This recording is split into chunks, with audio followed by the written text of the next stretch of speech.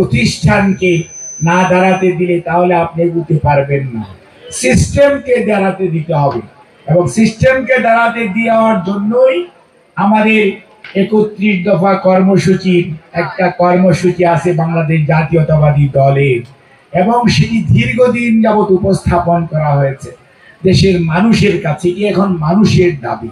কাজে মনে রাখতে হবে যে আপনি দেশের মানুষগুলোকে সাথে নেওয়ার জন্য দেশের প্রত্যন্ত অঞ্চল, এটা অত্যন্ত এমন প্রত্যন্ত অঞ্চল, শ্রীপুর, ভালুকা এবং গফরগাঁও, এই 3টা উপজেলার এমন একটা স্থল, আগের দিনে একটু চুরি ডাকাতি হতো, আমি আগের কথা বলছি আর কি, 68, 69, 70-এর কথা।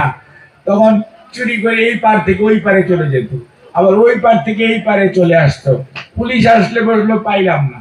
এরকম একটা সময় ছিল, মনে আছে? আমরা প্রতিদিন বলতাম আমরা প্রত্যেক দিন ঢাকা যাই, মানে সকালবেলা ভাত খাই স্কুলে আসতাম, নদী পার হইলেই ঢাকা, আবার বিকালবেলা চলে গেলে নদী পার হইলেই ময়মনসিংহ। বুঝতে পেরেছেন? কাজে এই সিচুয়েশনে আবার একটু আগায় গেলে রাজই পাওয়া যাইতো, মানে ভালুকা। 3 থানার মধ্যে আমরা পড়ে গেলাম। 2টা ত্রিমোহনী আছে, কিন্তু ওই দিকে একটা, এই দিকে একটা। কাজেই আপনাকে মনে রাখতে হবে এই যে একটা প্রত্যন্ত অঞ্চল, এটার মধ্যে 100 বছরের প্রায় প্রতিষ্ঠান। আজকে 96 years ইজ অন, আর 4 বছর গেলে 100 বছর হয়ে যাবে। কাজে এই প্রতিষ্ঠানের মাধ্যমে আমরা যারা আজকে 4টা ডাল ভাত খাওয়ার আল্লাহ তৌফিক দিয়েছে আমাদেরকে, এবং দেশের বিভিন্ন অঞ্চলে কাজ করার সুযোগ দিয়েছে, আমাদেরও দায়িত্ব আছে এই এলাকার ঋণ শোধ করার জন্য, এই প্রতিষ্ঠানের ঋণ শোধ করার জন্য।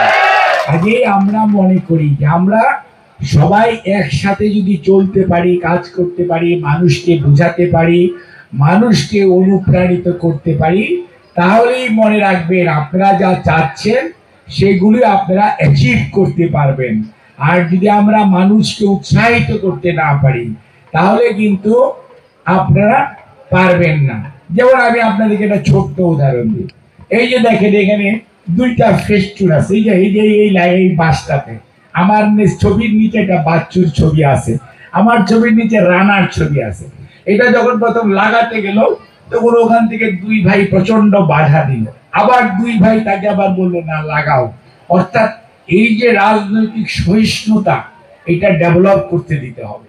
অর্থাৎ মত প্রকাশে আপনার স্বাধীনতা থাকতে হবে, রাজনীতির মধ্যে প্রতিযোগিতা থাকবে, কিন্তু প্রতিহিংসা পরায়ণ হওয়া যাবে না, এবং কোনো অবস্থাতেই প্রতিহিংসা পরায়ণ হওয়া যাবে না। প্রতিযোগিতা থাকা না থাকলে নদীর বা পুকুরের পানি, জলাশয়ের পানি যেটা নড়াচড়া করে না, ওটা কিন্তু কয়েকদিন পরে পোকামাকড় হয়, নষ্ট হয়ে যায়।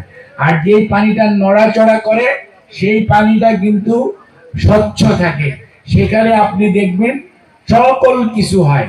কাজে মনে রাখতে হবে রাজনীতিতে প্রতিযোগিতা থাকবে, বাট আমরা কোনো অবস্থাতেই কোনো প্রতিহিংসা পরায়ণতাকে আমরা প্রশ্রয় দিব না।